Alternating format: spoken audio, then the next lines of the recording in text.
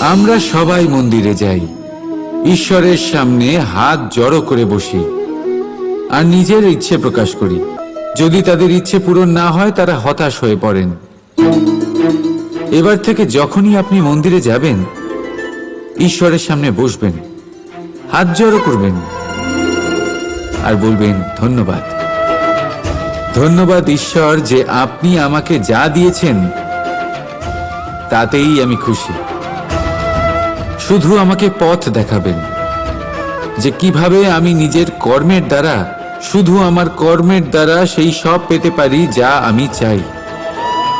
ঈশ্বরের থেকে শুধু চাইতে গেলে তাহলে ঈশ্বরের কাছে নিজেকে অনেক ছোট মনে হবে। কিন্তু যদি নিজের কর্ম করে তারপর ঈশ্বরকে ধন্যবাদ জানান, তাহলে সঠিক রূপে আপনি ঈশ্বর লাভ করবেন।